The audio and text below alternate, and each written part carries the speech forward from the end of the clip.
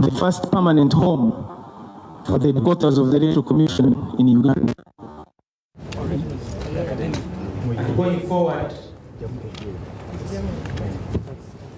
this is going to be the venue, the place where presidential candidates are nominated, and the set for this 2025-2026 general election being the first ones that have been nominated from grounds that belong to the Electoral Commission, that belong to the people of Uganda. Because this is your commission, this is the Electoral Commission.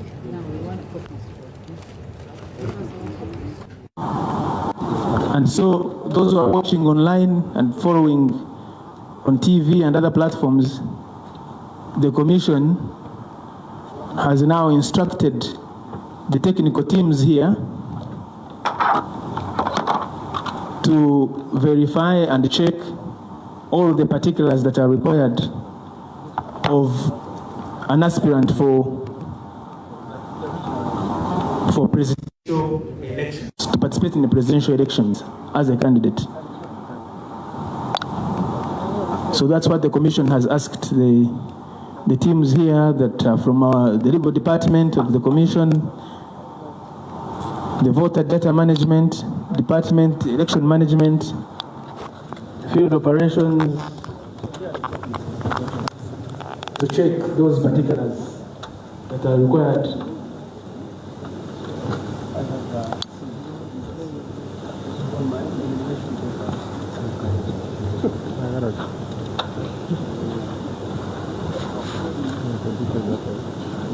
And they are checking those particulars which the aspirant was informed to bring as they submit their nomination papers. The nomination form filled in triplicate, 3 copies, a declaration of consent that the aspirant consents to being nominated, confirming that the aspirant is a registered voter, is a citizen of Uganda by birth,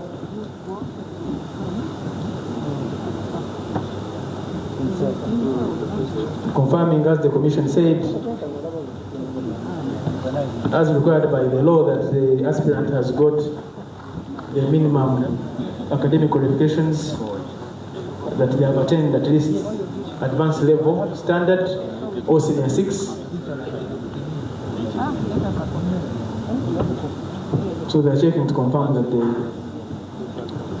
aspirant went to school. They are also confirming, checking those other particulars.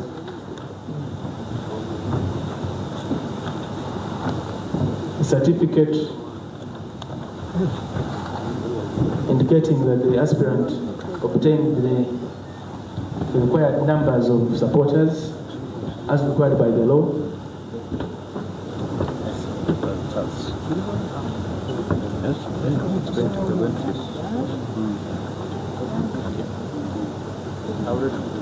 That the aspirant has paid the required nomination fee, 20 million shillings.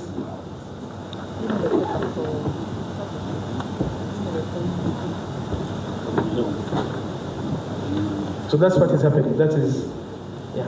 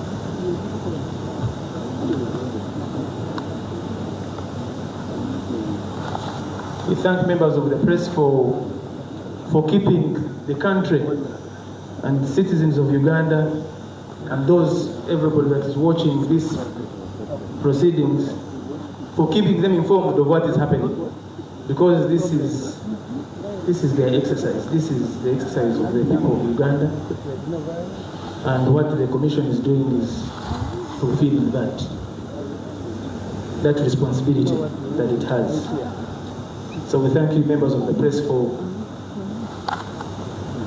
since yesterday, actually since the roadmap started, the roadmap to the 2025-26 general election was first launched in July 2023, and again revised and launched in the presence of stakeholders in August 2024. And over time, a number of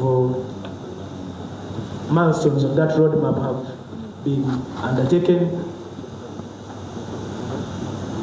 including demarcation of electoral areas at local government level, the organization of polling stations,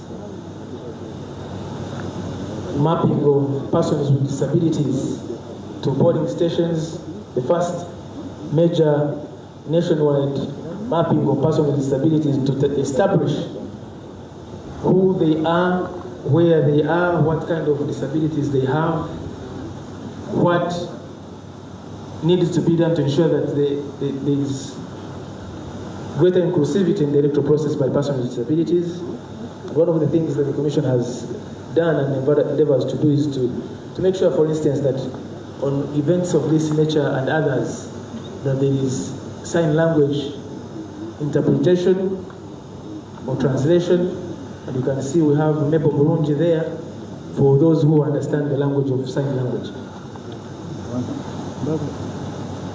And then the Commission undertook the update of the National Voters Register. Period was given when voters who had the opportunity those who are not on the register, to register as voters. Those who were new voters to register as new voters after attaining the required age.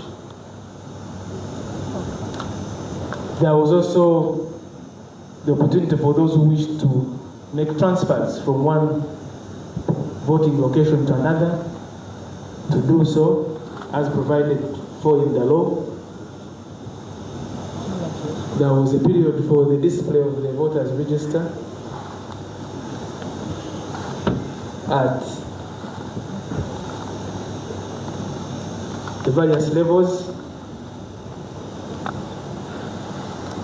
And fast forward now, we are in this nomination process, which started with nominations at local government level,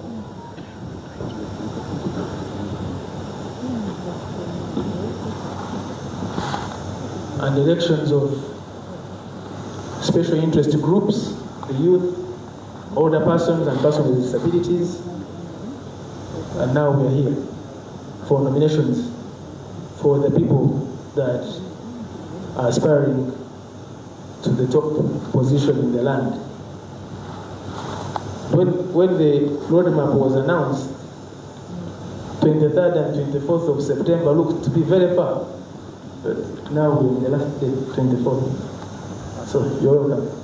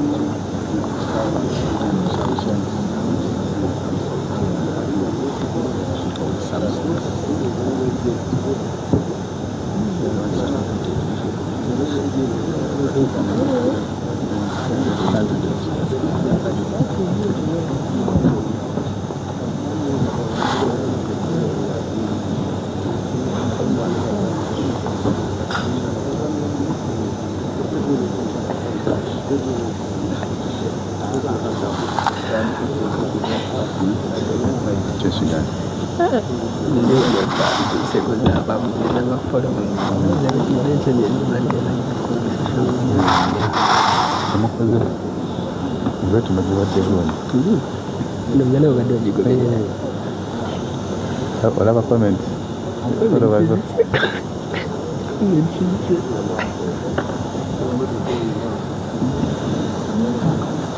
Nothing you would have been in there and can call what man himself.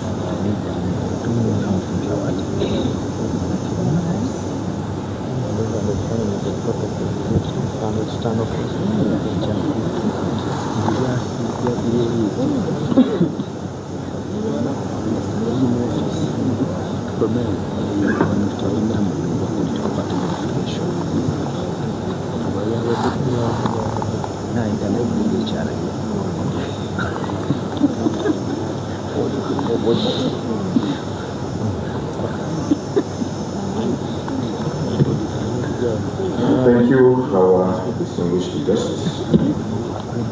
We've been scrutinizing and verifying the nomination papers of the aspirant. We are satisfied he has fulfilled the requirements of the Presidential Elections Act.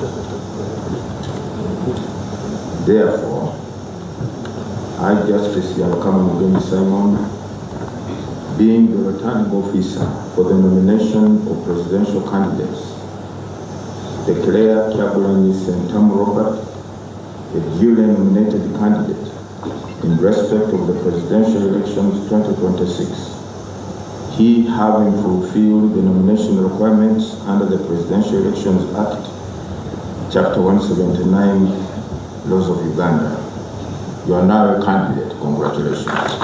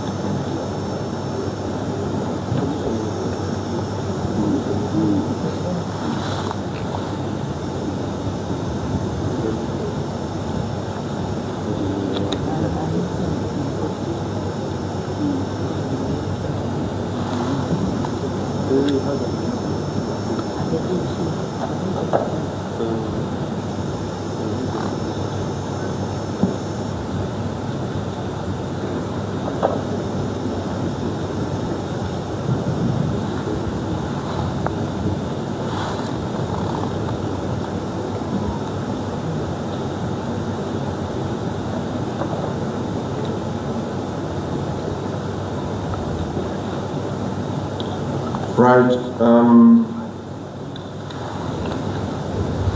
You are required to append or affix your signature or that of your agent in this paper to confirm that indeed you have attended. So please, your agent or yourself, whichever.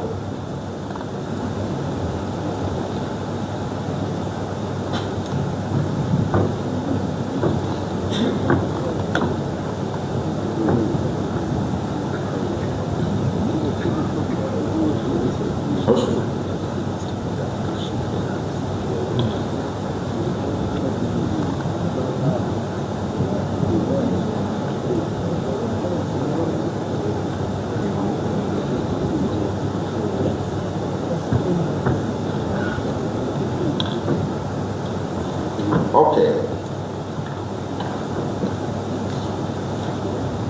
Candidate Kyagulanyi Ssentamu Robert, as a duly nominated candidate, you are required to observe the following. One, you are to appoint an official agent who will coordinate your campaign meetings and media program, and also attend meetings on your behalf where necessary. Secondly, you are to obey the commission with the schedule of your campaign meetings and media program as soon as practicable, so as to facilitate the smooth harmonization of all the candidates' campaign programs countrywide, before you embark on your campaign schedule, which officially begins on 29th of September. You also to sign a memorandum of understanding with the Electoral Commission on compliance with the harmonized campaign program, timelines, and guidelines. Although the campaigns kick off on 29th, however, you are at liberty today to meet your supporters, since we will not allow them, all of them in here, to a designated place, either to roll out your manifesto or greet your supporters. You are at liberty to do that.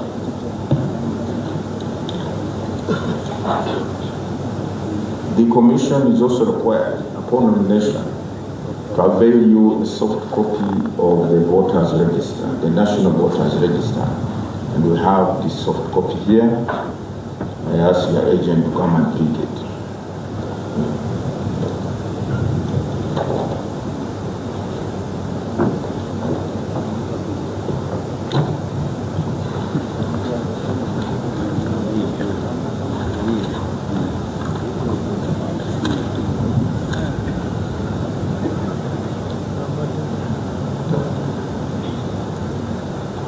Furthermore, under Section 23 of the Presidential Elections Act, the Commission is required to ensure that the relevant organs of the state provide you, during the entire campaign period, your protection, both on the road, on the campaign trail, or not even on the campaign trail, wherever you want to go, and also at home. To that extent, therefore, we are going to hand over to you a security vehicle, together with the security personnel who will be guarding you at all times. The vehicle is at our cost. The fuel, the driver, the guards protecting you are all at our cost, even maintenance of the vehicle. Thereafter, we have a media tent. You may want to address the media and talk to the people of Uganda. It is at your will. But for now, can we go and I will hand over to you your security vehicle and the security personnel. Thank you very much.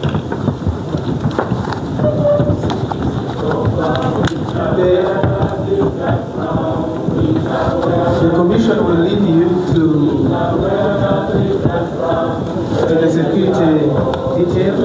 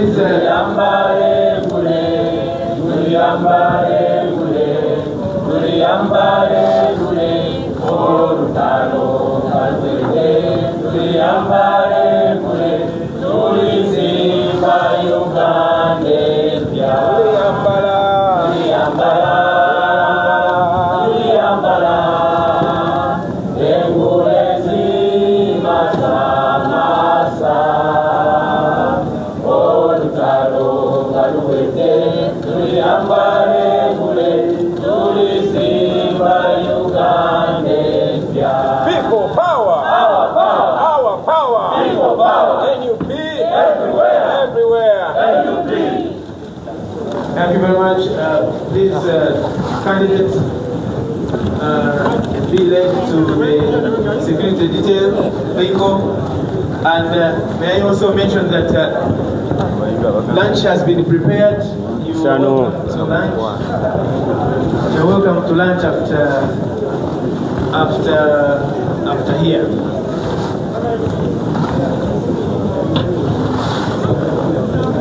Bannange kati tugenda bamukwase emmotoka ye gye bagenda okumuwa akakiiko k'ebyokulonda era nga tukyali wano eGweza Lubowa Kyagulanyi Ssentamwa awerekeddwako mukyala we Itungo Bobi Kyagulanyi era nawerekebwako eyali Ssaabafunzi wa NOP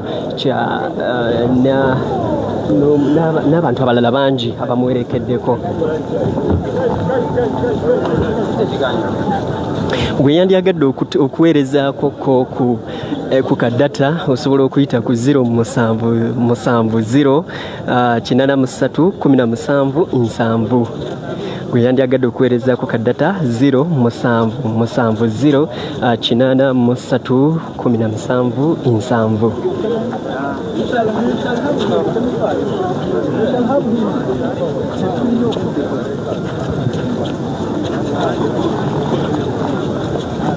Zero musanvu 8 3 17 You people, cameraman, we are trying to hurry up because of the rain. Okay, media the other side. No, go beyond. Behind. What is going? Not here. Not here. Not here.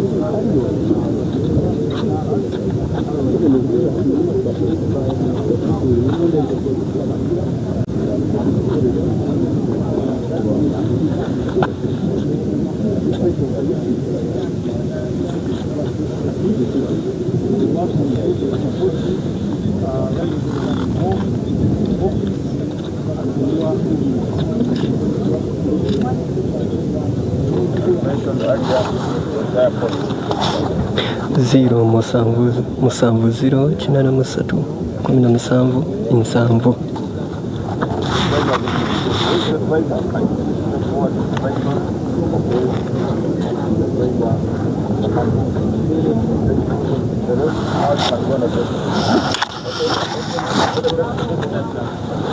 Kati essaawa eno wagenda okwogererako ne bannamawulire wano era nga osobola okuweerezaako 077 83 17 7.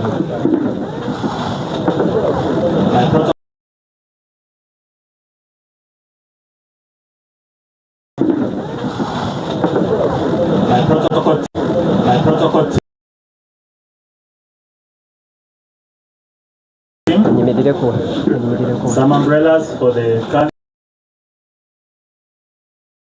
board and the people accompanying the candidate. 077 83 17 7.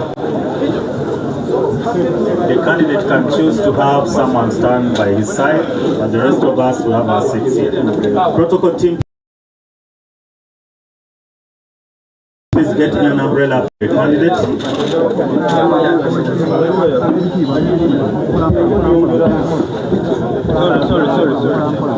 Musanvu 0 83 17 7.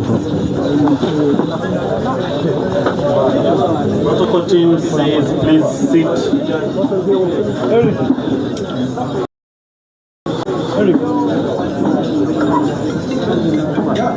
Please get an umbrella for the candidate.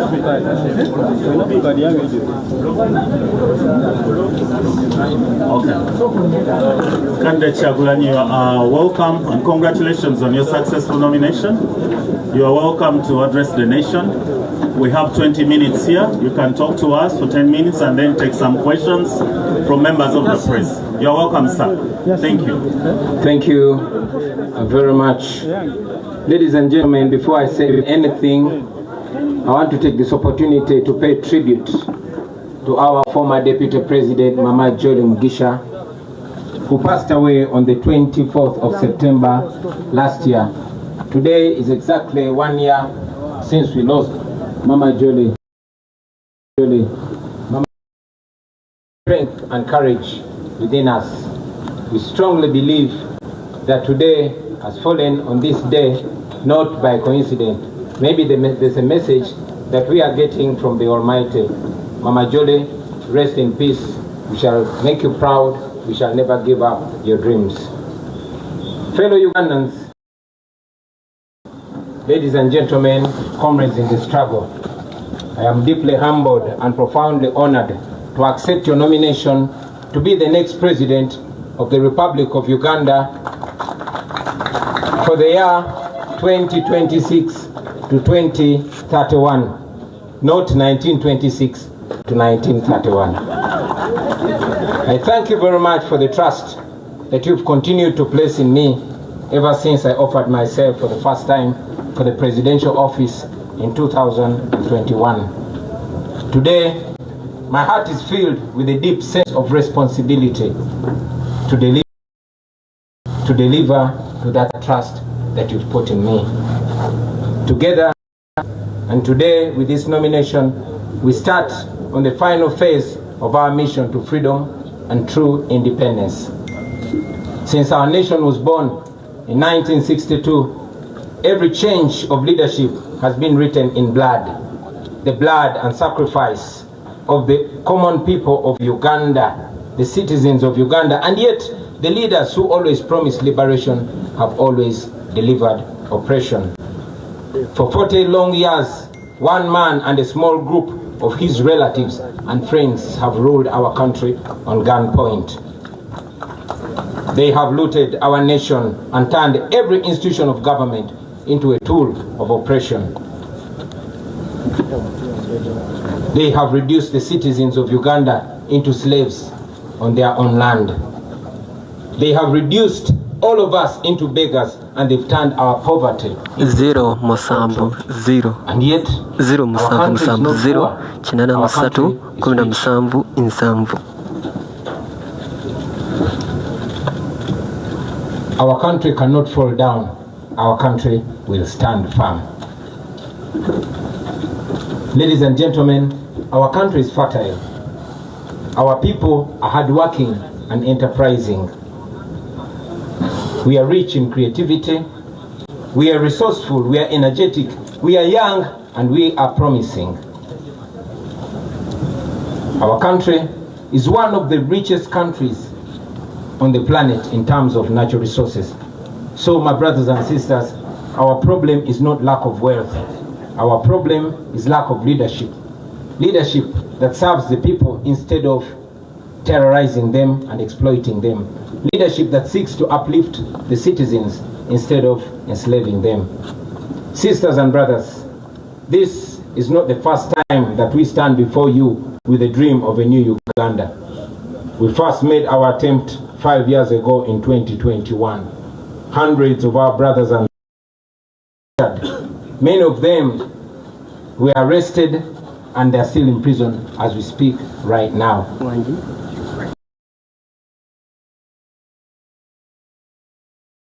Missing to the present day, and yet we refuse to give up. Yet we refuse to give up. Then do we go to the polls?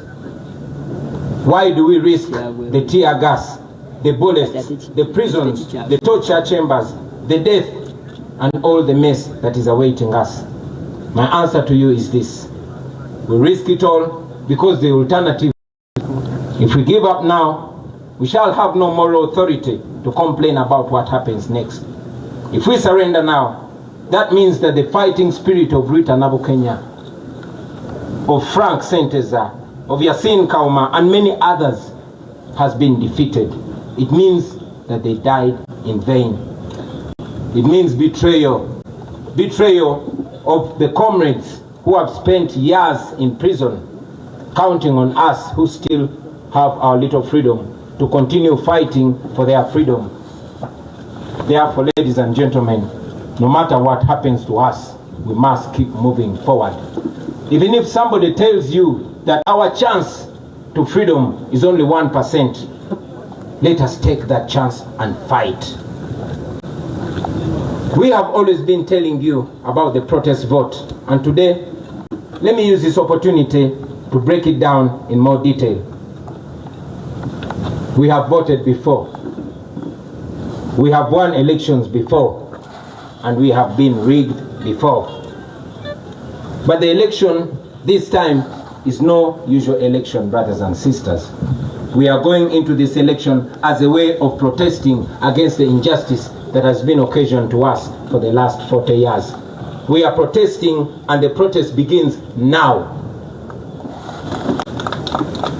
We must use this election season to rally the people of Uganda, to express their anger and to express their hope at the ballot box.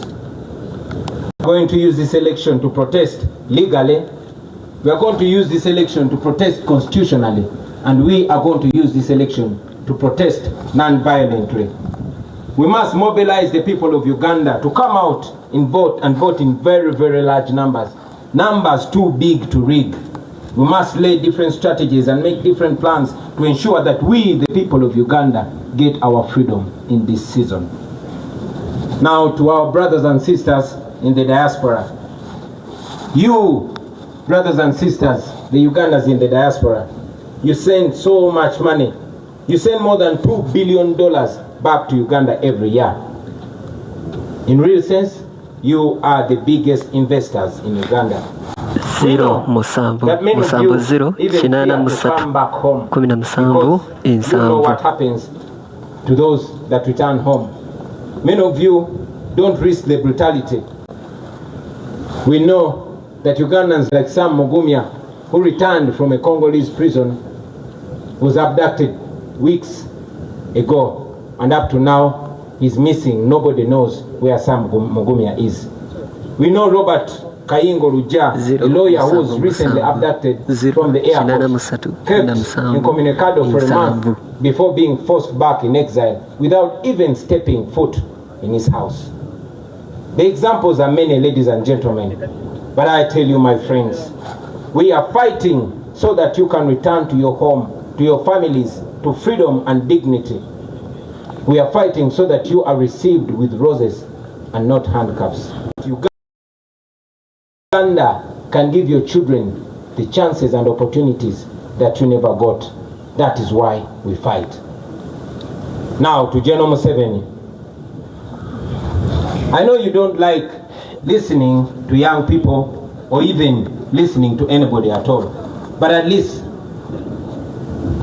listen to your friend and Bushwa comrade, General Kainda Otafire.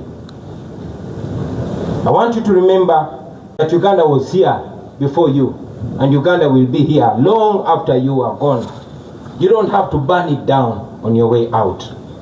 The best guarantee for your legacy, for your security, and for what you and your people have earned in the last 40 years is to allow a peaceful, orderly, and democratic transition of power.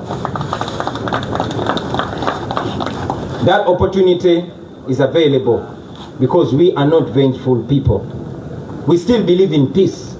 We still believe in justice. And yes, we believe in reconciliation. All we want is a free and fair election. No military violence, no police brutality. That is not too much to ask for. Let this election not be a military operation. Let this be a democratic election. That should not be too much to ask for. You are aware that for the last 5 years, your regime has done everything to break our spirits. They try to silence us, but we are even louder. We are not giving up. And you know that you cannot defeat people who don't give up. Now to fellow Ugandans, I don't need to tell you that the 2026 election is already not fair. You have seen General Museveni's son, who is also head of our military, promising to kill our people in order to guarantee 80% of the vote to his father. He also said that during these presidential campaigns, we will be forcefully guarded by his private militia, the SFC. The same SFC which is responsible for abducting and torturing our supporters. So as we go for this campaign, it's like into the shadow of the valley of death. But I say to you, comrades, fear no evil, because the Lord Almighty is with us. I say to you, brothers and sisters, that we shall walk but not get tired. We shall suffer but we shall not die. It will be painful, but we shall win in the end. We shall reach in the new Uganda. We have no doubt about that. We shall reach in a Uganda where you will move in town and not see guns on the streets. In a Uganda where security will be protecting the citizens and not terrorizing them. A Uganda where teachers, soldiers, health workers, and other workers are paid promptly and adequately. Where farmers earn fair income from their produce. Where traders are not suffocating under exploitative tax regimes. That is a new Uganda that we dream of. That is a new Uganda that we shall definitely get to. A Uganda where citizens can demonstrate on the streets about injustice, and the response of the government will be to listen to them and not to shoot them dead. A Uganda where jobs are not for the connected few, but for all those who qualify and are willing to work. Thank you.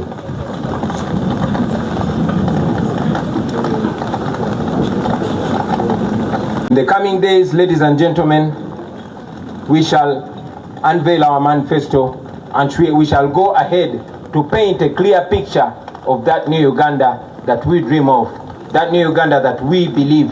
But ultimately, about leadership, that will be a Uganda where leaders will be serving the people and not the other way around. I tell you, my friends, that Uganda is possible in our lifetime. And with your courage, with our sacrifice, and with the grace of God, we shall reach that new Uganda. Now, as the National Unity Platform, even with the little resources that we had for the last 4.5 years, we have already demonstrated that we are able to use less and achieve more. We have managed to acquire the biggest political party headquarters in Uganda.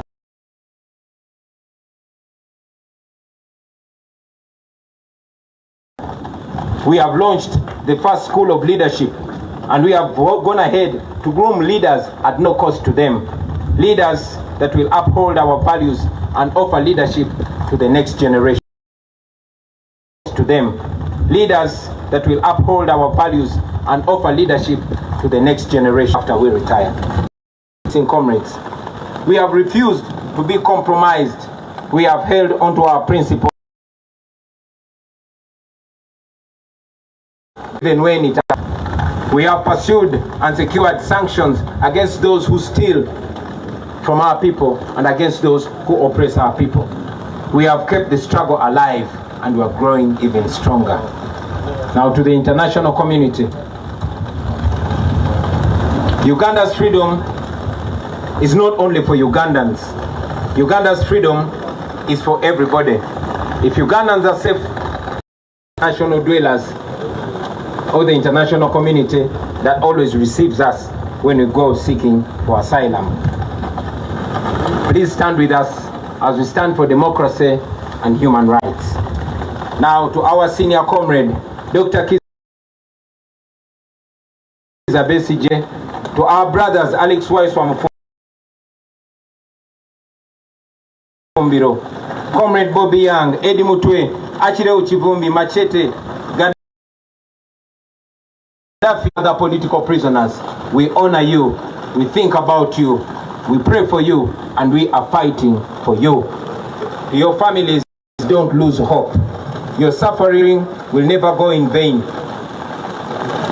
Now finally, to the comrades that I will be moving with on this campaign trail, the foot soldiers, the ordinary citizens of Uganda who have not, we have stood together through the tear gas, through the bullets, through the beatings, through the abductions, through the courts, through the prison walls and through the funerals. You have been my shield. You have been my eyes. You have been my courage. You have been my strength. You have been my friends, my true friends. Today, as we go into what is likely to be an even more violent campaign, I will be relying on you, my friends. We are embarking on a long walk to freedom. Whatever lies ahead of us is going to test everything that we are and everything that we stand for. But I guarantee you, brothers and sisters, freedom will come at the end of the day. Because after all, freedom never comes easy. Our grandparents shed blood for the independence of this country 62 years ago. Our parents shed blood for what they believed was a liberation 40 years ago. Our comrades in this very generation are in prison for this very struggle. They've shed blood for this struggle. Many of them are missing and they don't even have graves for this struggle. Let us carry them in our hearts. Let us carry them in our minds. Let us do this in their name. Brothers and sisters, the same courage and discipline that has kept us going since 2017 be the same courage and discipline to carry us through this campaign. Yes, your duty in this campaign is not to protect me. It is to protect yourselves. It is to protect each other. It is to protect those ordinary people that come to support us on our rallies. I request you to be vigilant in every village that we shall enter and on every rally that we go to. Please be very solid and be very sober. Please be very calm and be very disciplined. Hope for the best, but prepare for the worst. Be careful, but don't show fear, because this regime wants us to be fearful. My brothers and sisters, I want you to understand what we are fighting for. We are fighting for a better Uganda. We are fighting for the farmers, for the border riders, for the young graduates who have no jobs. We are fighting for the ghetto people, those ghetto youth whose future is being stolen away in exchange for a few shillings. We are fighting for the ordinary children whose future is empty and we want to give meaning to. We are fighting for those police officers who are ordered to brutalize you because you are fighting for their children's future, and afterwards they have to return. Please don't look at them as your enemies, because they are not your enemies. They are victims too. They also wish that things can change someday. Brothers and sisters, if we succeed, this country will be free and things will change forever. It will never be the same again. Unfortunately, if we don't succeed, nobody will ever believe that we did our best. That will mean that we are condemning our children, those that are born and those that are unborn, to slavery. And that is not what we should be doing. Therefore, brothers and sisters, failure is not an option. We must get our freedom, or at least die trying to get our freedom. I don't know how much danger is awaiting us on this campaign trail, but I know that we are going to keep moving with hope and faith. We are carrying the hope of our entire generation, a hope of millions and millions of Ugandans. Brothers and sisters, I want you to understand that this that we are carrying on our shoulders is a historical responsibility. So prepare yourselves. Hug your loved ones one more time and tell them that we are going to war. We are going to a war that we never chose, a war that we are not even trained for, but a war that has been imposed on us by our oppressors. We are facing an enemy that is armed to the teeth, and we are facing the enemy bare-handed, only armed with the truth and God. We are fighting this because it is a duty that we must take on. We are fighting for our God-given right to live as human beings in our own country. We will never retire. We will never give up. We will fight until we are free. And I'm sure we shall be free in the end. This is not a matter of when, but it's not a matter. This is a matter of when. And we know that we are going to achieve our freedom. Brothers and sisters, I want to conclude by guaranteeing to you that are here with us and all Ugandans all over the world that in the end, we shall be free. In the end, everything is going to be all right. And if everything is not all right yet, then that will not be the end. Thank you very much for God and my country. Thank you, candidates, for that address. Now, members of the press, the candidates team has said that it's going to do the version in Uganda at Nateete and also answer the questions there. So given the environment, I don't know unless the candidate chooses to. That is the guidance for this team. Thank you very much. Uganda baba. Uganda.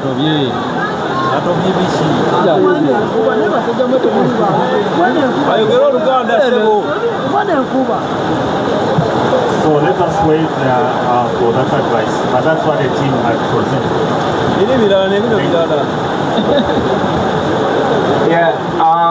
Apologies because of the weather and because of the time constraint.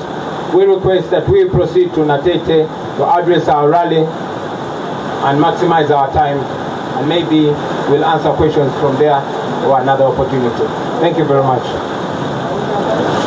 Thank you, candidates protocol team. I know the weather is a challenge, but let's manage the candidate and listen to it.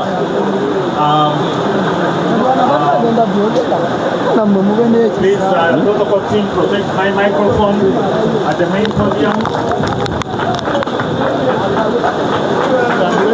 And let us security team. I've been pressed by time, and they are aware that I highly doubt whether they will do. Time, and they are aware that I highly doubt whether they will.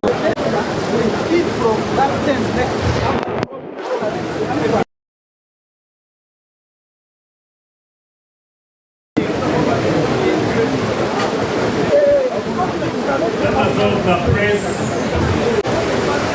our tent for refreshments is the next tent. I hope we can find, after this tent, we join the next tent where our lunch is served. Please, protocol team, attend to that. Please bear with the weather. Let us go to the next tent where our lunch will be served. Thank you very much, members of the press.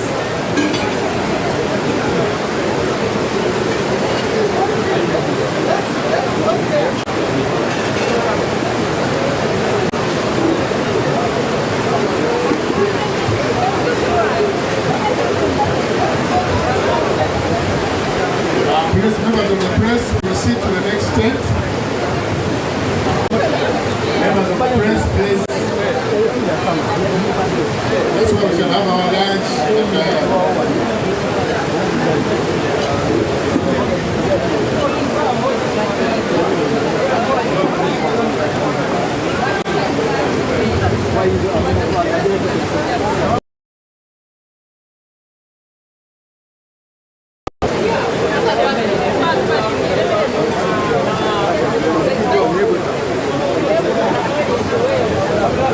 Omukulembeze wa NUP Robert Kyagulanyi Ssentamu essaawa eno ali mu kugenda daawo oyo bamutwala.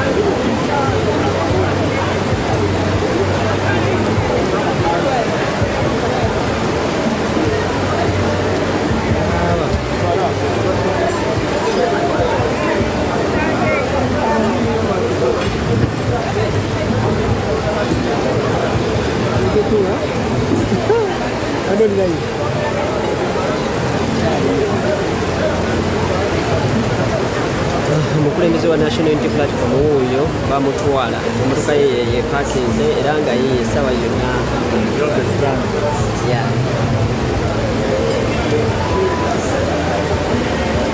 ye emmotoka ye egenze ne ttiimu ye yiiyo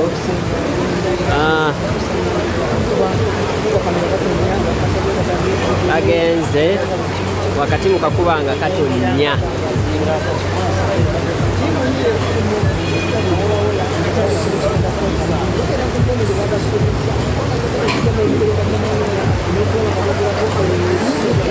essaawa eno boolekedde ku kisaawe ky'e Nateete okulaba nga ayogerako eri eggwanga wabula omukulembeze Robert Kyagulanyi Ssentamu owa National Unity Platform agambye nti wakuba okulaba nga amalawo obutali bwenkanya mu ggwanga mu speech ye gy'ayogedde newankubadde nga takozesezza lulimi Luganda naye mu luzungu lwayogedde agambye nti wakuba okulaba nga amalawo obutali bwenkanya mu ggwanga lyattu Uganda singa bannayuganda banamukwasa entebe ennene mu ggwanga Uganda era essaawa eno yekonvoyi eyo n'abasirikale be 16 baabo egenda okulaba nga batuuka oba nga asisinkana abawagizi be ku kisaawe e Nateete okulaba nga babe bayogerako eri abantu be.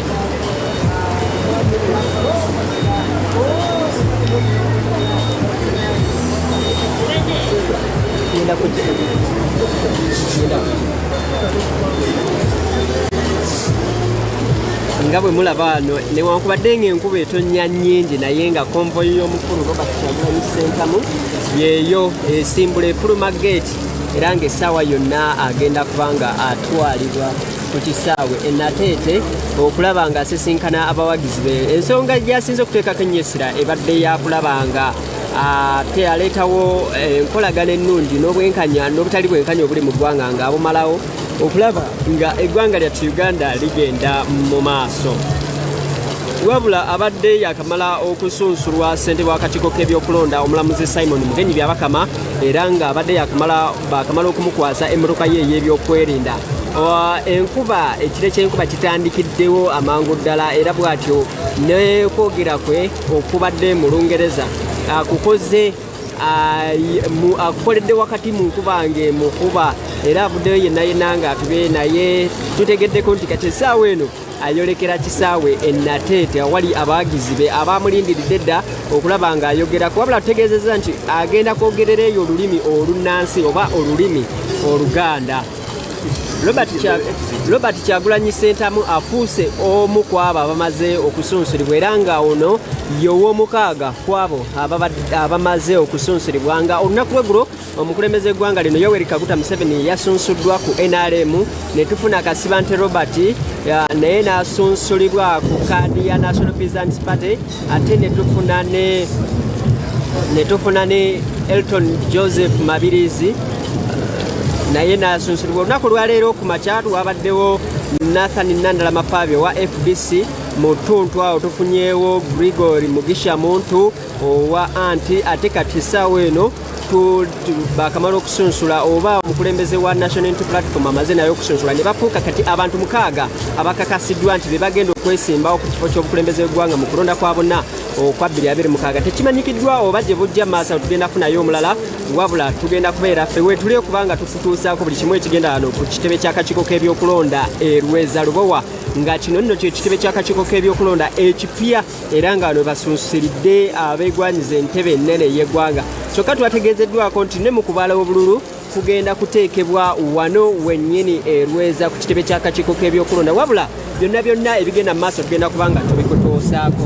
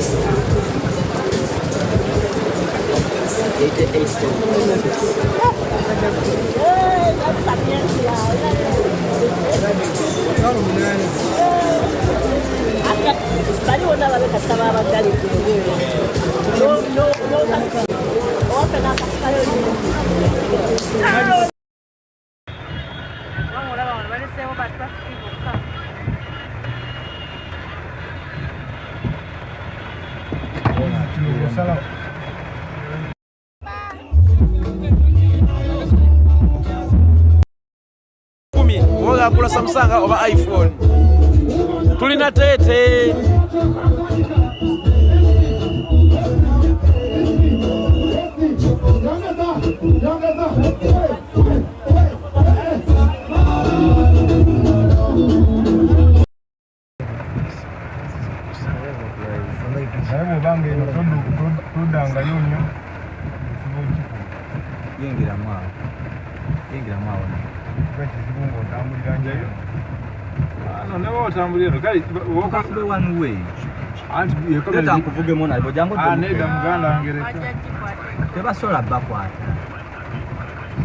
Wakati sawa tupa naye baba basulinda sawa yonna tugenda eri maaso gye bagenda ofulumira tetugenda alinda bano abasajja bwe tunaamalirayo obedde waliwo omulala yafulumyeyo awo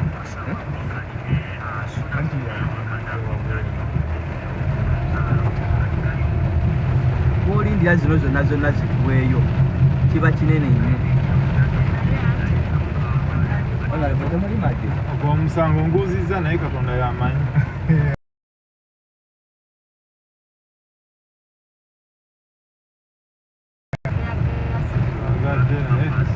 baga twalina omulwadde bayina kufulumira awo ono jamu gwe bakoze si wa bulijjo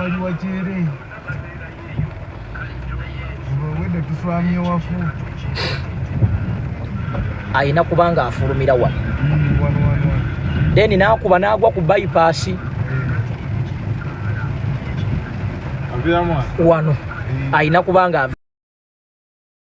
viramu wano oba nakali naye nga gwe kyolina okumanya agenda kwesa bypass katukole tutya katugende omalayo aliwa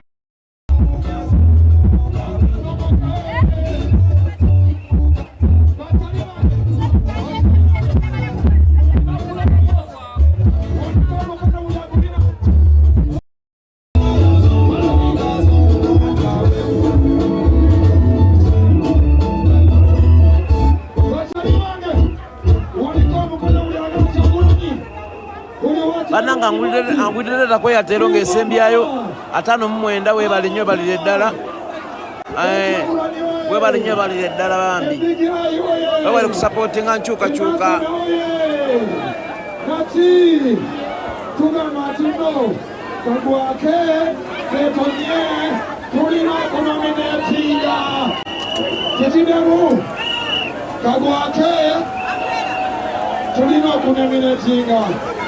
asobola okungulira data kwe muteni era akubaye esembyayo 6 tomanyi kyoba okoze bakati line no gikyusangize muno nate MTN yeri muno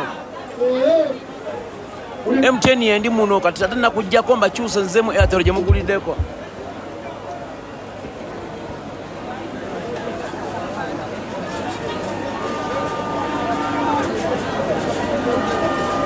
Okay, tugere maaso Nateete Barrios Walukata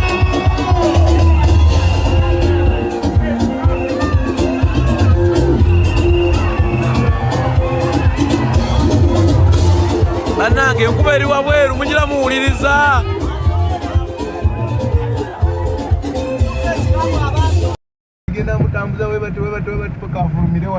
kuba gwoyagala toyagala ayina okufulumira wa ayina okugenda ku bypass ati bagaba muteeke kumpi awo akyuka bukyusi nga adda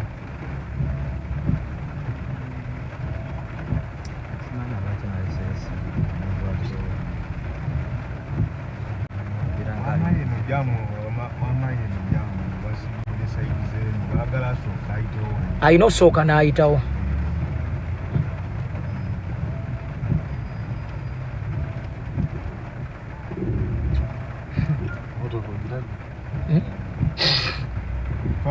he has gone mwenamwe temumanyi kulagirira he has gone away Olabye ateekwa okuba ali awo emabega ali mu maaso wali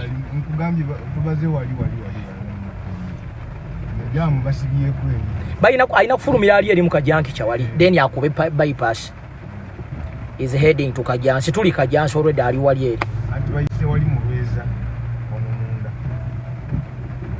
eri waliwo ekkubo wali bayinza n'omuyisa wali eri naagwa wali eri mwabagamba contact motive oyagala nve ku live era nkubire motive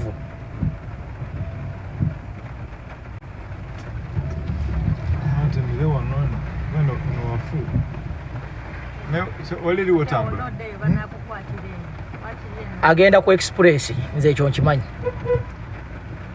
unakulabi kizibu kyeno buli omu agula emmotoka n'atamanyi kuvuga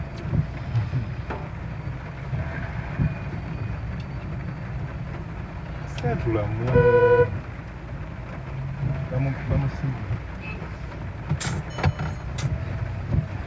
oba bavuga biki bano bawambwa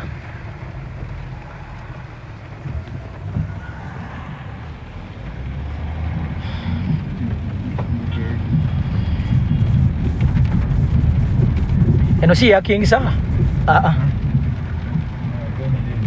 is behind you. I'm from Sama, Uganda. He has just entered the car. Tugende wali, tugenda mutegera wali ku bypass wenyini.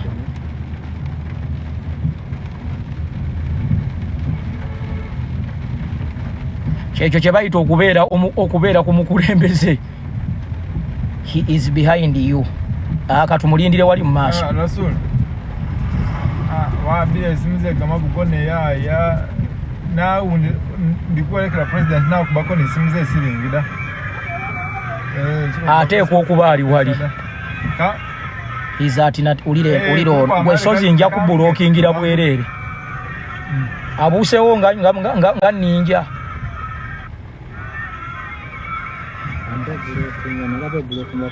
nja kuba bulookinga nze tonyumiza ebyo nze buli omu mu bulookinga waliwo time gye sitasaagirako ate siunze Queen Shiba ki ono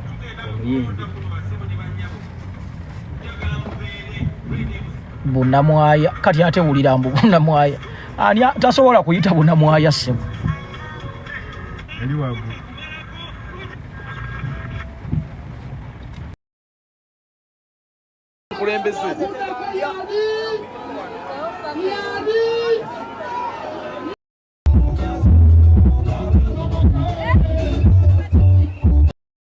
tumanyi tebayinza kumuyisa eno wala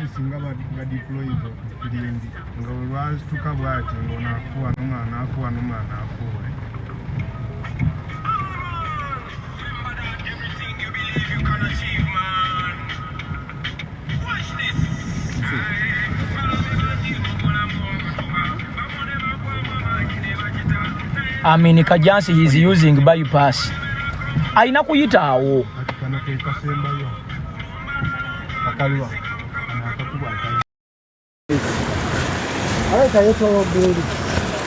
aina gatta waliwa side zeri keba naye fena tutobye mulabe tufanana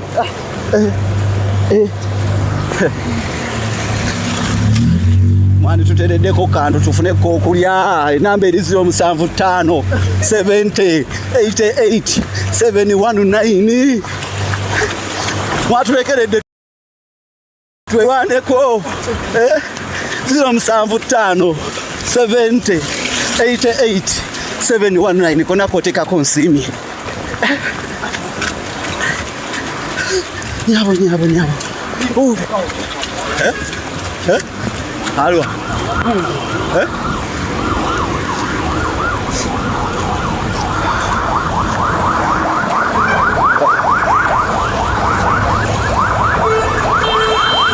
abayiseko togenda yewe mu babulu muno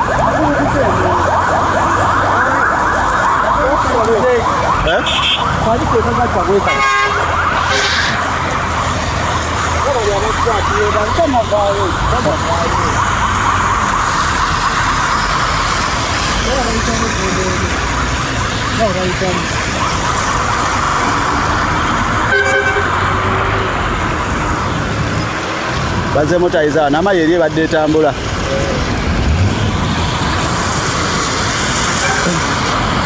abulidde wasogende kwali olabe genda ka olabe wawali aina kwa kama majeri kusema bakutali nene chigo bakola flyover tebana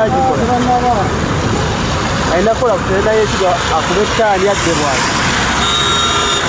koka na mali bako atumaweza kuchungwa mitola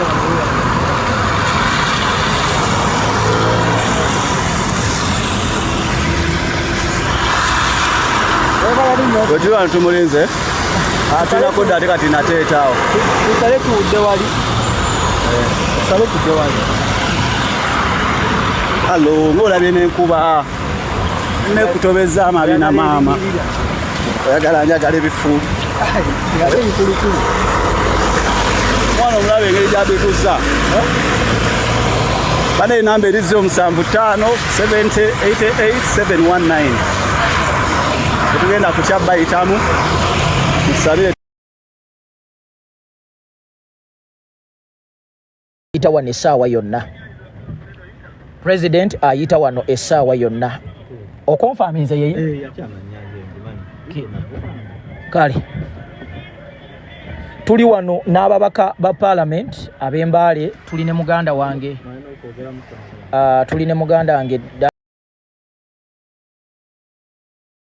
ali n'abakulembeze okuva embaale okuli Honorable Ivan Masaba ya ekyo nakitegedde era tuli ba mukisa nnyo banayi mutapinge screen kubanga muyinza okwekanga nga nze gwe mugenda okufunirako live zekka era mwebaze nnyo omukulembeze Ivan Masaba omusajja wa maanyi ono yatuvuze olunaku olwaleero ku kye tulabye baagala kusooka kulaba nga ayitawo deni baggalewo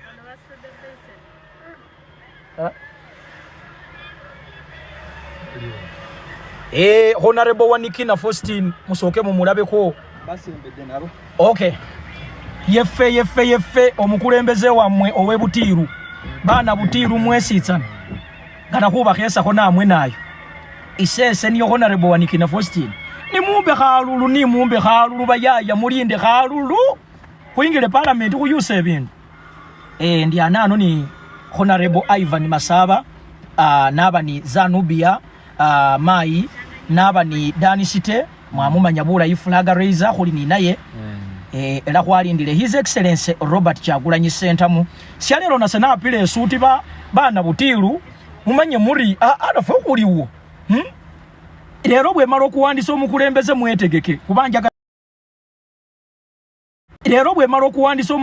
mwetegeke kubanjagala kuwumula andisibwa ataka shako shigaza kati ninyo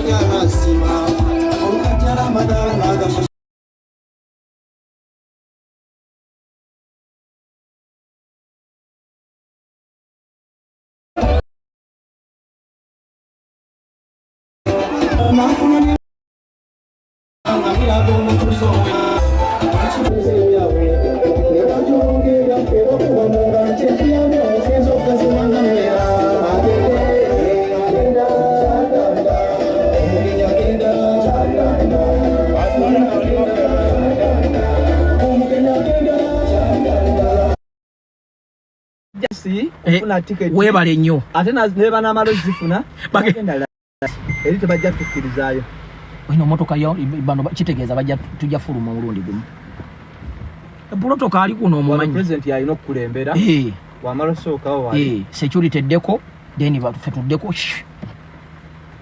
kati mwabakulembeza abali eyo zijja zikwesiri bamwadde muluka security njagala yo agenda okumpayo ka surprise k'olwaleero olwokuba empologoma bye biki bino ebyamwe ebya tapu the screen sibitegeera nti ebeeramu sente bakubuulira awo babuuze empologoma erimu ki banaye empologoma erimu ki bagenda kikuddamu awo empologoma erimu ki wama mpulira abantu bagamba tapu the screen tapu the screen tapu the screen banaye mutapinge bakuzeemu empologoma kyerimu baseka busesi okyabe kyerimu 1 million owulidde kyerimu waliyo ku bagagga abagaba ku sente bagisaba banange empologoma ndi mubaka nedda anti kati empologoma sebe eri egenda wuluguma ere wulugumire butiiri banange tapu the screen tapu wamaka stand kyobolanda abasajja abakulu nga bayomba banange mumpe ku bimuli nze ebyo wamma sibikola naye owe bali kunjigiriza busimanyi empologoma banaye mulete empologoma gyoba osaba ebimuli babiwe bali eri ba girlfriend ba boyfriend mumpe empologoma bayo okuwa empologoma abakugaseko ettoffaali mu protest vote ogenda okubya ebipande bya president kadde kamu nga byabukadde bubiri banange mukikole banange bwe bazimpa nzijjayo wano bakubuulire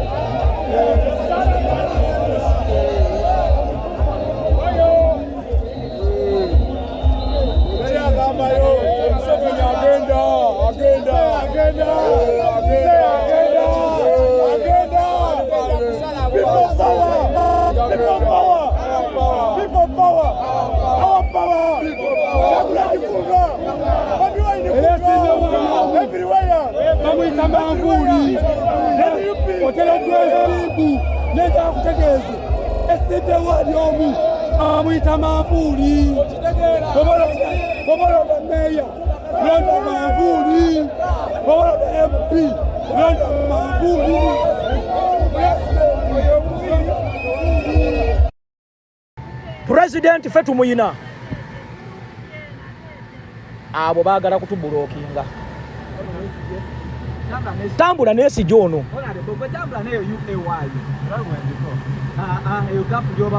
nene bajja kukiika bamale bakuwamba kukiika bamale bakuwamba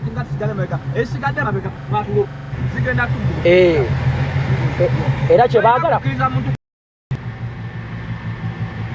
tambula na protocol ko ke bakulekamu bakukiika bakukwatira wano tuli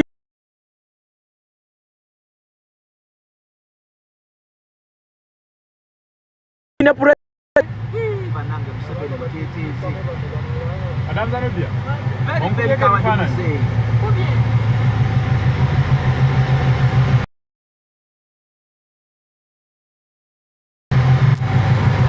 tuli ne president tuli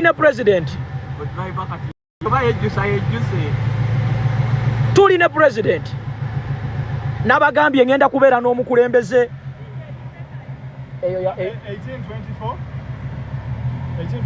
beera ku mmotoka eno tambula na AY eyo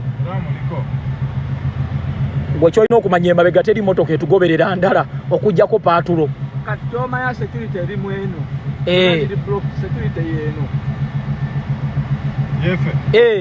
ate olina live gyolaba yendala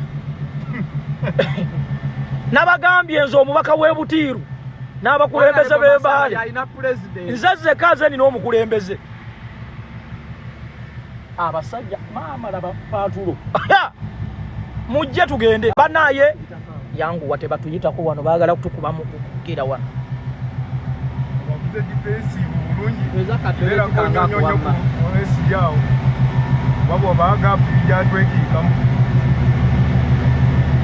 tuli ne president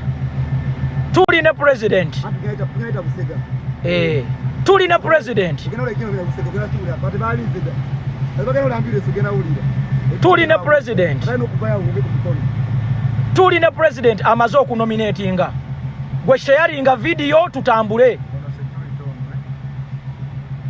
of course wabyakwerinda nerye motoka gwe tambula ne AYM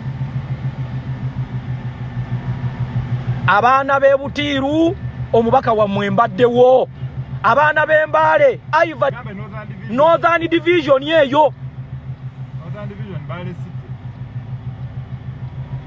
waliwo akamotoka akatugobereraako abasobola enamba eyo musooke mugifune ako deni tujja balaga n'eri endala simanyi oba nsobola ogisika yeeyo UBL 100 abantu mubagambe bonna bayitewo wano president yoyo tuli naye ye motoka esoose neye gye bamuwadde eddako emukuuma then ne waddako ambulance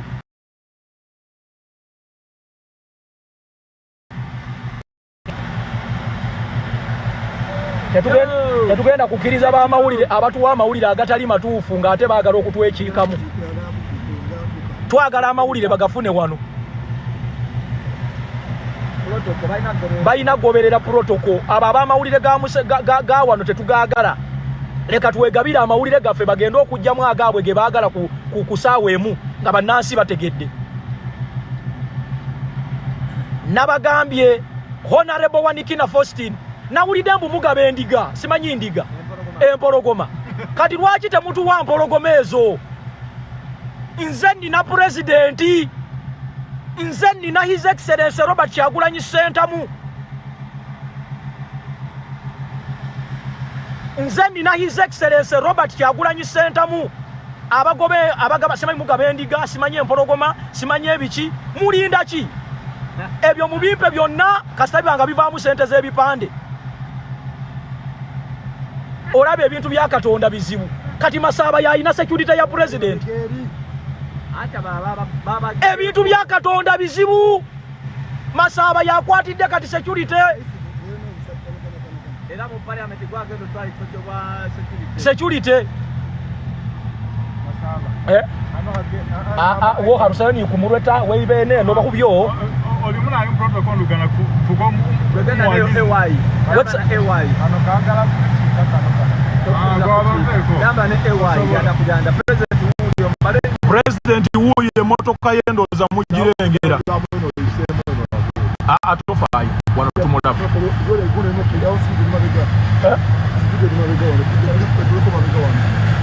Waliwo abaagala okutukiika wano. Wali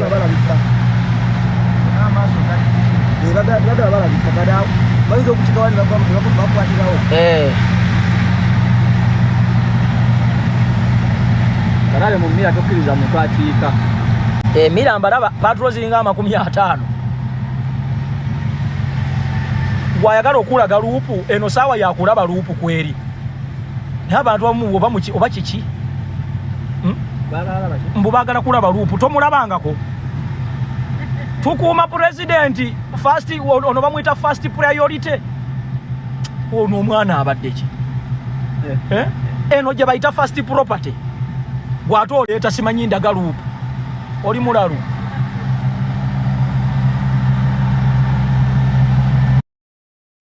Eri mulengera aba police. Imoroka byabwe mubirengera wali tulinze president wano wetuli gwe tapping screen gatako bugasi bagambye sawa na muda kikambale president atuuka wane busega atuuka chao dakika zanazana muda kikambale president wane busega wali atuuka oli map media yana bagambye yale enkofira ngaje mulaba buli gye bambadde eyo ya kyambadde nga abantu baze enkofira ze bambadde twagala okozesa nga tutambula mu swago gye tulimu bagambye dakika yona president atuuka security ye mugira be tight abantu batulinze era batulaba ya ekyo nkibagambye oli map media oli swabula ononsi fena we tuli mu mbeera efanako bwetu essaawa yonna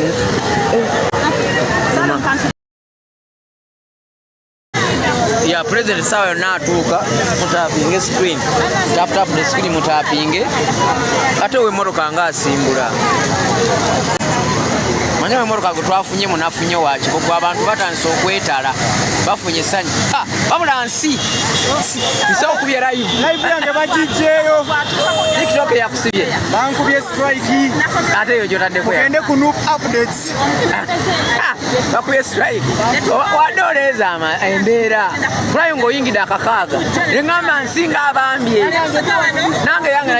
nange yange najigiye ko nga bagena jijjako bamponinze era simanyi nsaba twogerere wano mpola TikTok ngawe mugimanyi naye nina video zange mukole mu duet mwezo video ze nina mukole mu just duet mukola mu duet kuba nagenzeko ku babani TikTok yambaninze mukole mu ku duet kigenda kutwangwira okutambula video zo kozo ze posting mukujeo video mugikole mu duet mukole duet nga nyingi bani yeveko eno na account bajibanize nemba demba gamba baganda bange enkuba etukubye wetuli ino ya Kakyabuki yetukubye tutobaganye gabe muganda twagala nnyo President Kyagulanyi Ssentamu namwe tubasaba tukolaganire wamu twagalane tutambulire wamu era embeera nga bweri era nga bwemugiraba yenkuba etukubye naye nze nabagambye waliwo omukyala eyangulidde engatta omusisita yebale nnyo ejazimpedda mbadde mbagamba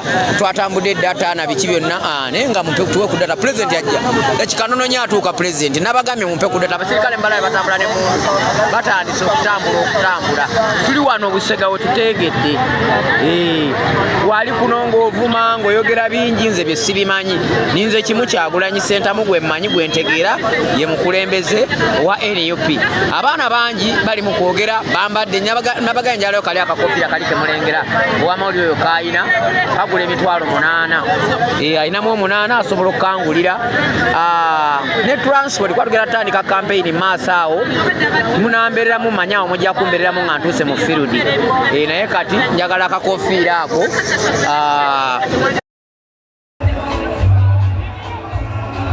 kuba ndowooza eweddeyo so tusimbule gifollowinge gisharinge President ali mu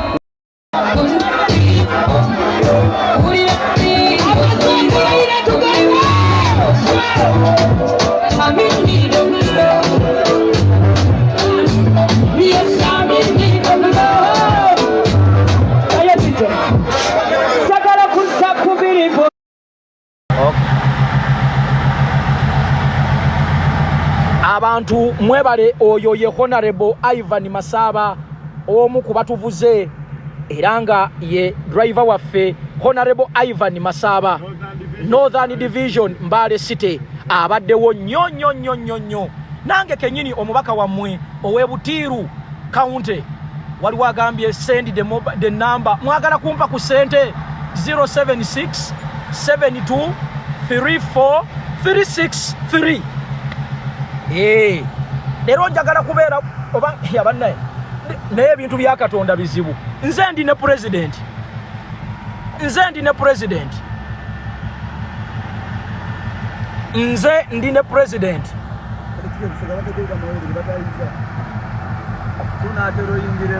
tunatera okuyingira Busega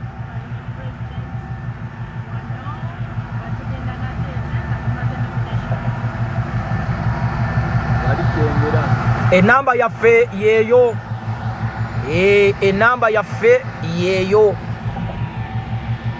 yennyini kakati mpuliddeyo abagaba endiga bannange Kyatendo nnyo ffe baani abawerekera ku Presidenti Mr. President yonna gy'oli mutabani wo Masaba akutumiddeko Masaba akutumiddeko enamba tugibateereddewo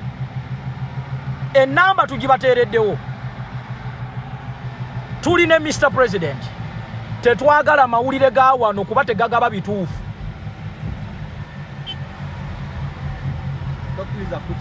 tokkiriza alo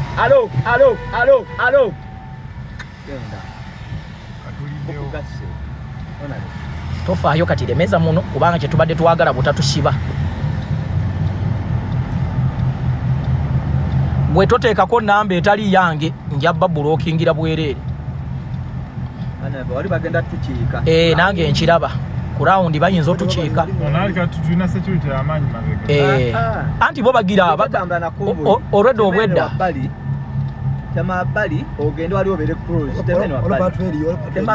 olaba kyebatandise okukola okirabye badde baagala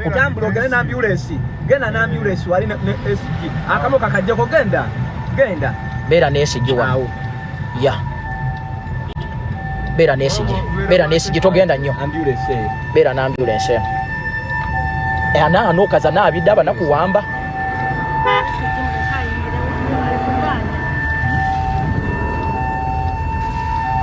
mpola okabita naabida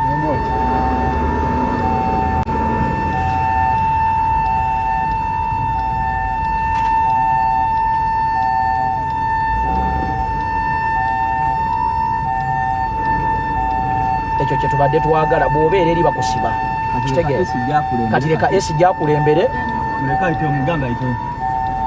oyo ye SG kaso yes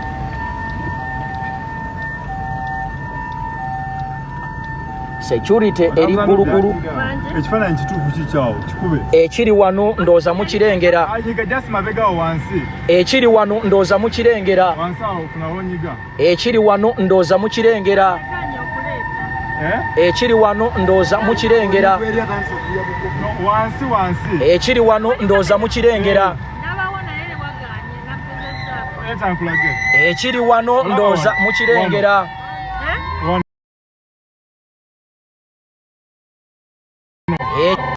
enamba tugibawadde wano ekiri wano ndooza mukirengera abantu batandise okuvaayo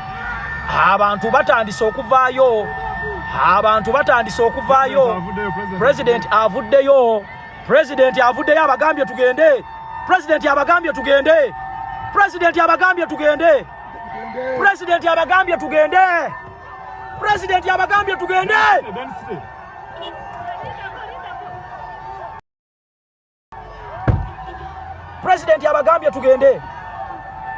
Nateete amaze okutuuka naye King Saha wuyo King Saha naye wali King Saha omulengedde nze ndi ne president wano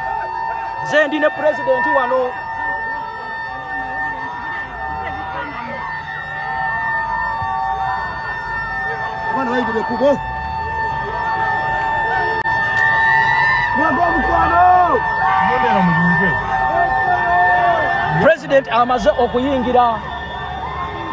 president amaze okuyingira ndayigulawo mpola bannange wewe wacha wewe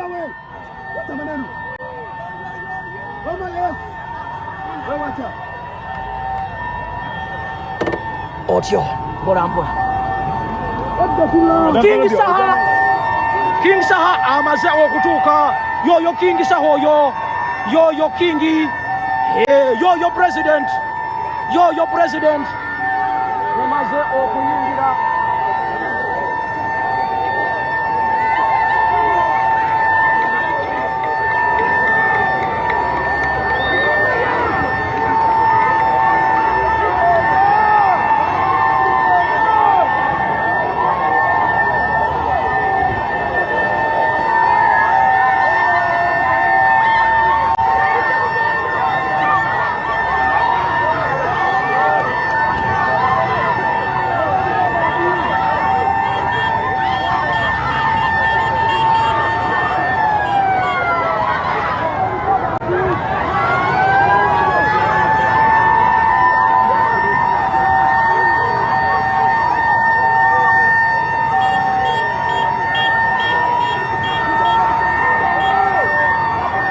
abantu balaze president omukwano tulina omubaka Ivan Masaba ne mama Zanubia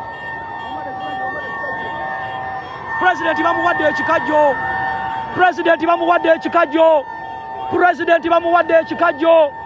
King Saha naye wali gwe sheyaringa ensi tugirage bannange ab'ebyokwerinda tetukyalina kye tutya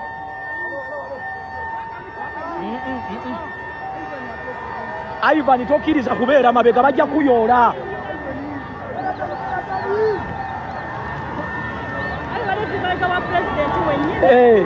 tokkiriza muntu yenna kuteekako kuba zino emmotoka tetuzimanyi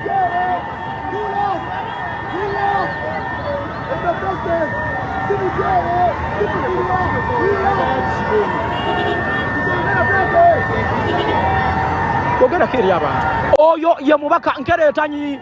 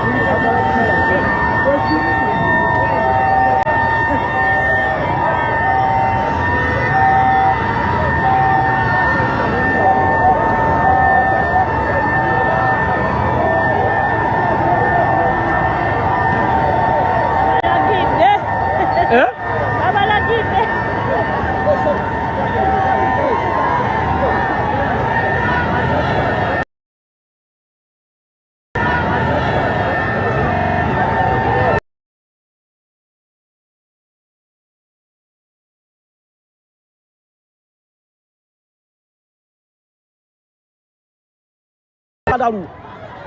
Utu amawulira ate muli wano mwesiriwa. Mwekika mukubo lyafa ate nga temugira na kugira.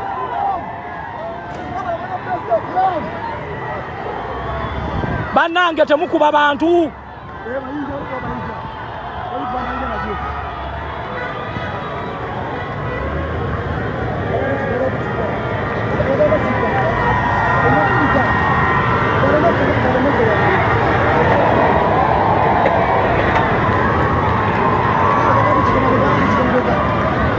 Abasajja bakuba abantu wano baba ukavuge mwete mukiriza abantu bano kutuyitako eno.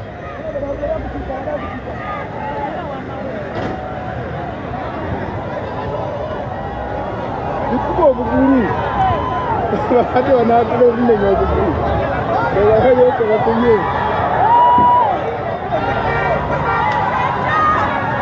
ewe wacha bwe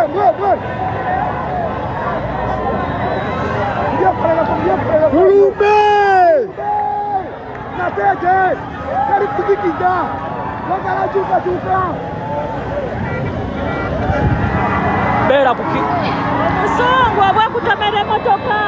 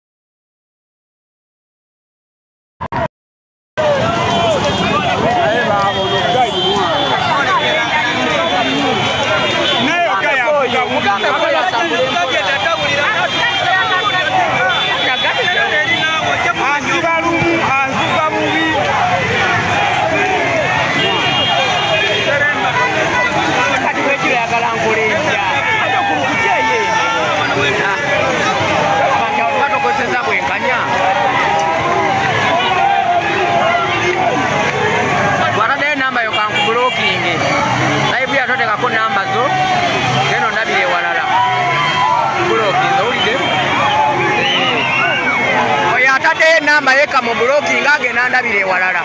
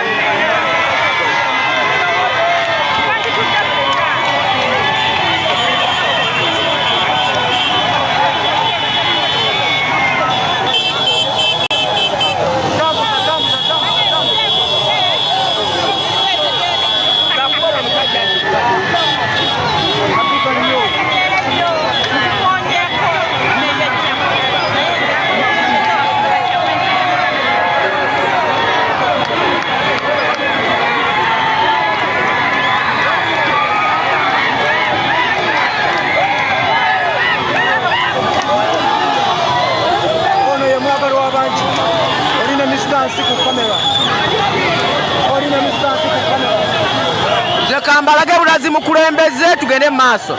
Mbagambye abasobola enamba yange 0757 59 59 muteeka ku data tugende maaso.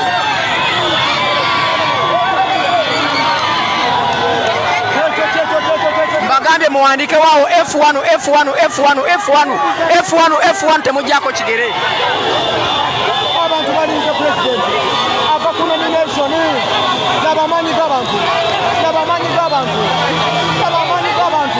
balina mistansi bakugambye eri akawunti batuwadde ya live 2 days bagiripotinze naye wonna kimafya tugenda kubeerawo. Chimafia tugenda kuberawo. Chimafia tugenda kuberawo.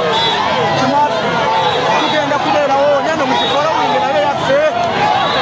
Oho, labalai. Labamani babantu. Lababakyala. Labesanyu. Labesanyu. Labesanyu.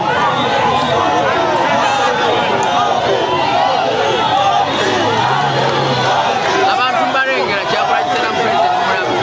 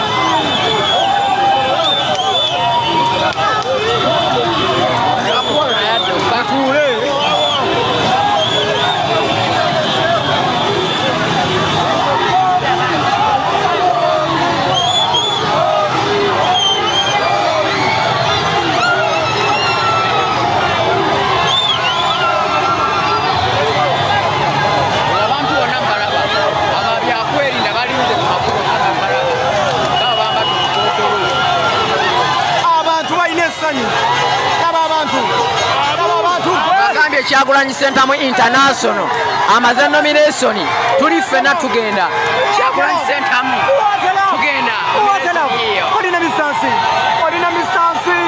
eri batujjeyo naye wano neera tugenda bawa Chimafia mpaka Nateete abantu bamulindiridde ku kubo. My goodness, I've never seen this in my life. Oh, labesanyu, my goodness, labesanyu teriyo yadde gwe basasudde yadde. Labesanyu. Oh my goodness. Oh. Poliisi eri mu kulinnya abantu. Poliisi etta abantu.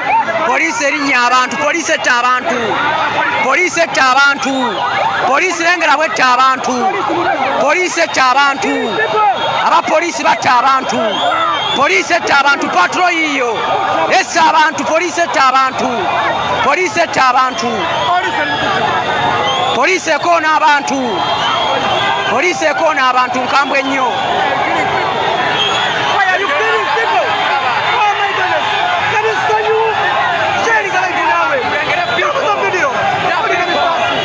People Kyagulanyi Ssentamu, the revolution, the people.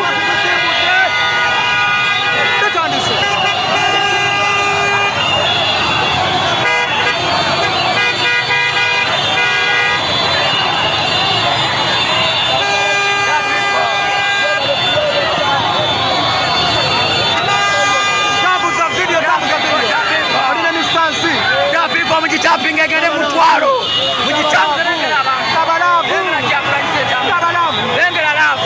Lengera omukyalo ono omulaba.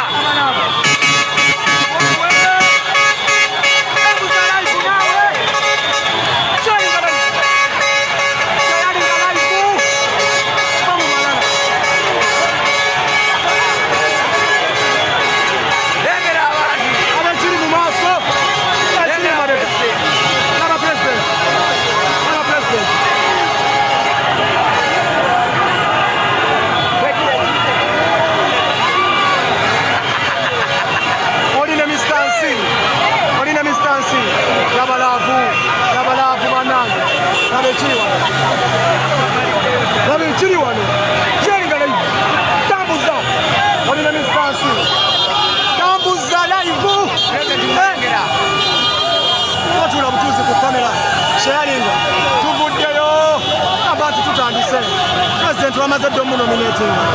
Tusimbudde mu bitiibwa.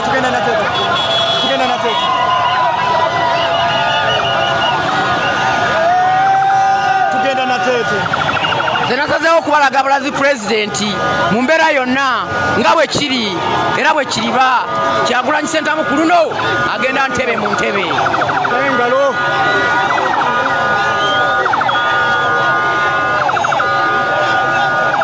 Sharing life. Sharing live. Sharing live. Sharing live. Sharing live. Mbaraba.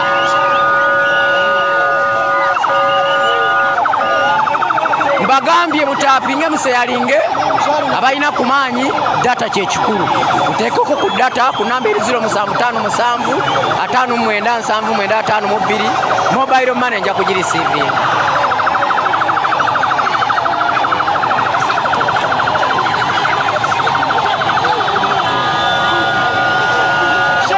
Wano bayitawo ku Bestie Nateete ne bamalaya bavuddeyo bajje balaba omukulembeze ku Bestie Nateete.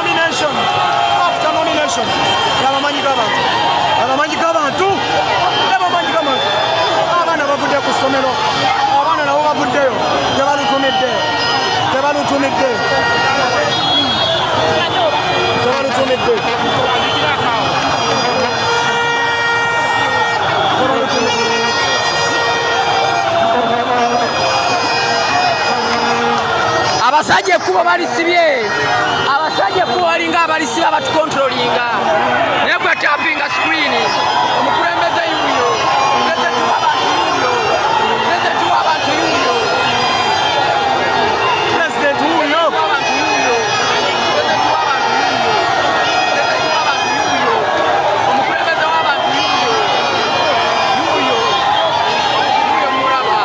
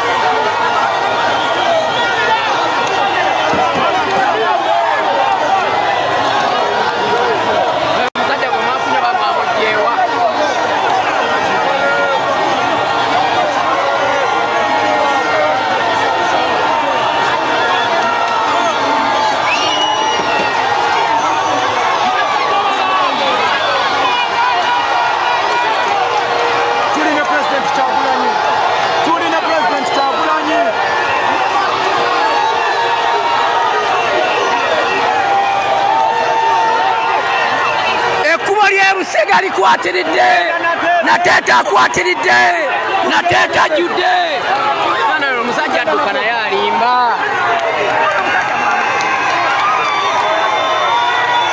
omusajja naye adduka alinga avudde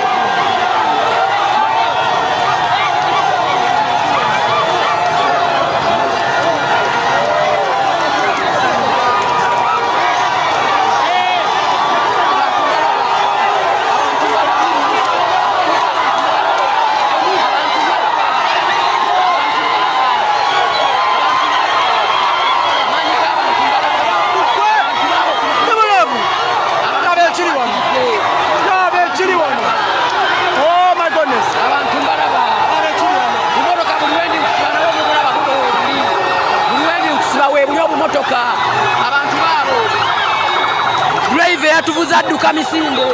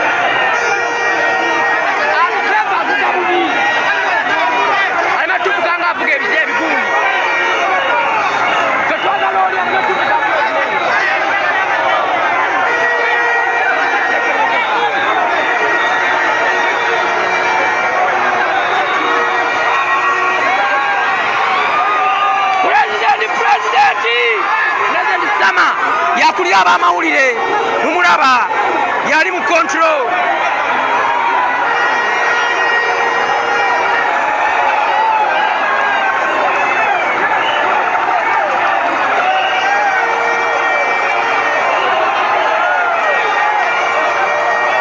Ebizimbe bikwatidde wano Nateete abantu balengera gye bali.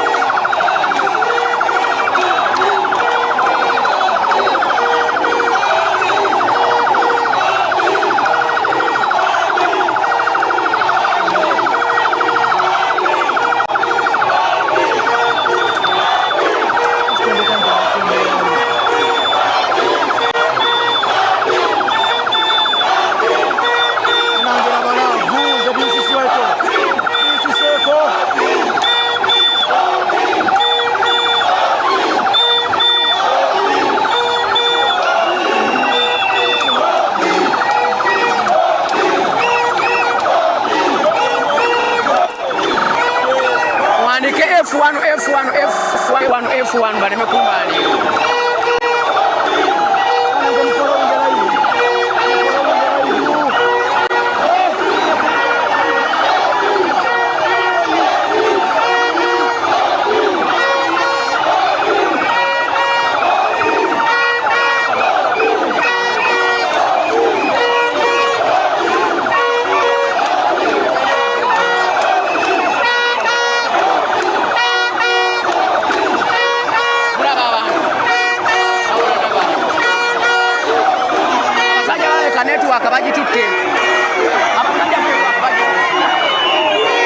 Network abajadde mu jama bagitutte.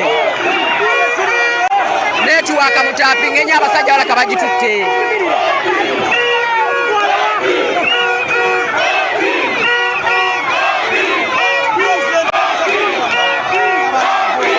Network abasajja balaka bagitwala bajadde mu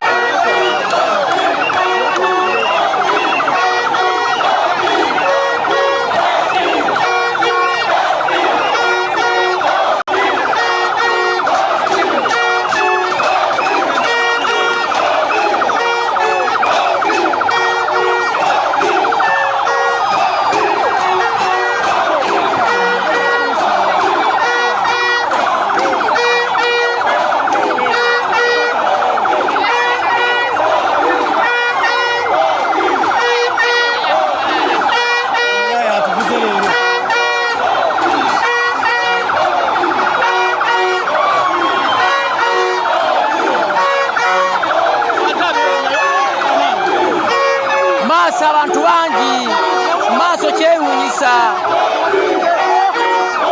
kyewuunyisa tambuza live naye network bajadde mu jama.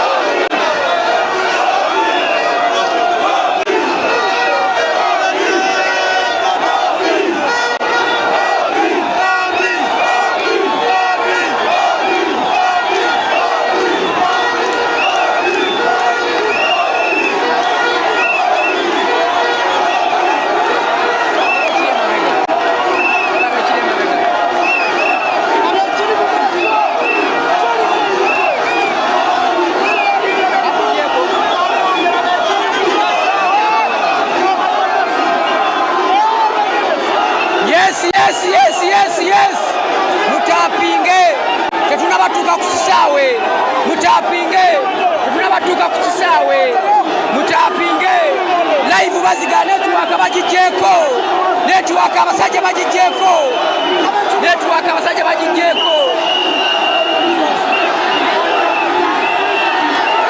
mulabe kye bayita abantu mulabe kye bayita abantu mulabe kye bayita abantu mulabe kye bayita abantu mulabe kye bayita abantu mulabe kye bayita abantu mulabe kye bayita abantu mulabe kye bayita abantu mulaba abantu ekisaawe tekigenda tumala